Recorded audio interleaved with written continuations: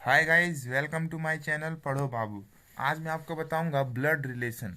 तो blood relation से question बहुत सारे एग्जाम में पूछे जाते हैं, एसएससी के, रेलवे के, यूपीएससी में भी पूछे जाते हैं, बहुत सारे एग्जाम में पूछे जाते हैं।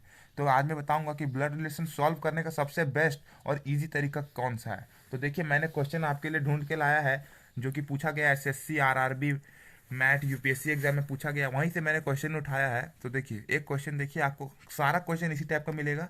ठीक है, एक क्वेश्चन समझिए, सब समझ जाइएगा। पहला क्वेश्चन देखिए, ए बी का भाई है, सी ए का मदर है, डी सी का बाप है, और ई जो है वो बी का बेटा है। ठीक है, इतना सब बकवास है। आपको मेन ध्यान रखना है आपसे पूछा क्या है। ठीक है, आपको देखना है पूछा क्या हर क्वेश्चन में, ऐसा नहीं कि मैं एक का बात कर रहा हूँ, हर क्वेश्चन में how is B related to E, है ना। इसके बाद यहाँ पर है then how is A related to D. मतलब हर जगह आपसे क्वेश्चन क्या पूछ रहा है कि कौन किस, ए जो है वो किससे रिलेटेड है, फिर बी किससे रिलेटेड है। तो आपको पहले यही पढ़ना है।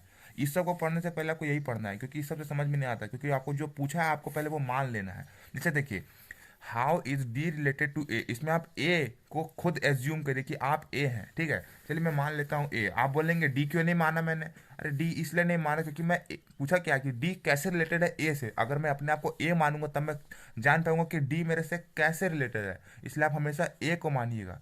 ए को मतलब क्वेश्चन में जिसको बारे में पूछा गया है ना, आप उसको एज्यूम करेंगे कि आखिर किसके बारे में पूछा गया है। जैसे बी रिलेटेड टू ई, तो यहाँ पर हम ई मानेंगे। ए रिलेटेड टू डी, तो हम अपने आप में डी मानेंगे। तो पहले हम एक इस क्वेश्चन को बना लेते हैं, उसके बाद आप बाकी सब आप खुद मेरे को बना के बता दीजिएगा। मैं अपने आप को ए मान लेता हूँ। ए कौन है, मैं हूँ, मी। ठीक है, ए मैं हूँ। अब क्वेश्चन पढ़िए। देखिए, क्वेश्चन बोला है कि ए इज बीज ब्रदर। आप क्वेश्चन में ए देखे हैं तो इसका मतलब कि आपको हर जगह ढूंढना है। ऐसा नहीं कि आप ए देखने के बाद यहाँ पर आ गए कि डी इज सीज फादर। हमको तो पता ही नहीं है डी कौन है, सी कौन है। पहले आपको ए देखना है कि कहाँ पर ए है। तो ए यहाँ पर है, ए यहाँ पर है, तो आप इन दोनों में से कुछ भी पहले पढ़ सकते हैं। आप पढ़िए ए इज बीज ब्रदर। ठीक है, अब यहाँ देखिए, एक चीज़ आपको बता देता हूँ, जो सेम जनरेशन का होता है ना उसको आप एक लाइन में लिखिए, और जो उससे बड़ा जनरेशन का उसको ऊपर। जैसे कि देखिए, इसका जो भाई होगा उसको मैं यहाँ लिखूंगा, अगर इसका कोई बाप होगा तो उसको मैं यहाँ लिखूंगा, और इसका कोई भाई होगा तो मतलब इसका कोई बेटा होगा उसको यहाँ लिखूंगा, और इसका कोई बाप का बाप होगा तो उसको यहाँ लिखूंगा, यानी कि ग्रैंड फादर होगा। ठीक है, तो अब देखिए, बोलता है कि ए कौन है, बी का भाई है, तो मैंने लिख दिया। यहाँ देखिए, मैंने लिख दिया कि ए कौन है, बी का भाई है। तो बी मेरा क्या हुआ, बी मेरा क्या हुआ, भाई हुआ। ठीक है, भाई हुआ या तो फिर बहन हुआ, कुछ भी हो सकता है। ठीक है, राइटिंग पे मत जाइएगा, समझिए, बात को समझिए। सी कौन है, एक की माँ है।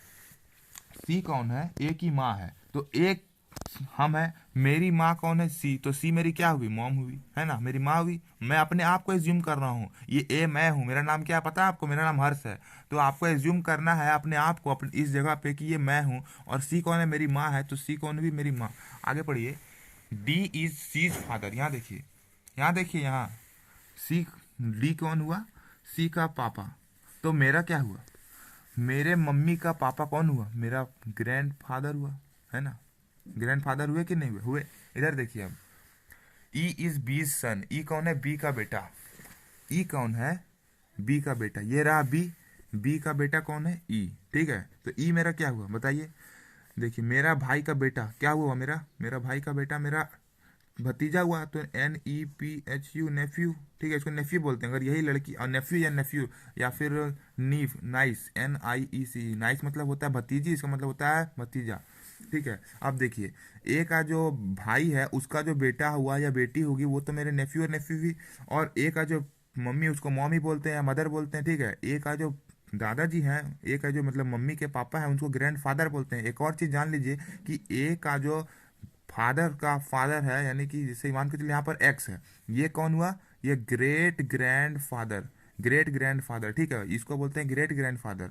ठीक है, ये आप कुछ कुछ कुछ टर्म है जो आपको याद रखने चाहिए कि मेरे पापा के पापा के पापा को क्या बोलते हैं, ग्रेट ग्रैंड फादर बोलते हैं। ठीक है, अब आप क्वेश्चन पढ़िए। आप मुझसे पूछा है कि A how D is related to A. ठीक है, डी कैसे रिलेटेड है ए से, तो यहाँ देखिए, डी कैसे रिलेटेड है ए से, तो डी जो है वो ग्रैंड फादर है मेरा। ठीक है, डी कौन है, ग्रैंड फादर है। कैसा रिश्ता है दोनों के बीच में, ग्रैंड फादर का। डी कौन हुआ मेरा, डी मेरा ग्रैंड फादर हुआ। तो यही क्वेश्चन बोल रहा है, तो मैंने ग्रैंड फादर को टिक कर दिया। ठीक है, ग्रैंड फादर है। अगला क्वेश्चन में भी यही करना है, आपको मान लेना है कि मैं ई हूँ। ठीक है, उसके बाद आपको क्वेश्चन पढ़ना है। तो सबसे पहले आपको ढूंढना है ई कहाँ पर लिखा हुआ है। देखिए, यहाँ ई लिखा हुआ है, यहाँ देखिए, फटाफट देख लीजिए। अगर मैं ई हूँ तो ई कौन है? देखिए यहाँ देखिए, ई कौन है? ई है डी का मदर, डी का मदर है। तो यहाँ देखिए ई कौन है? वो डी का मदर है।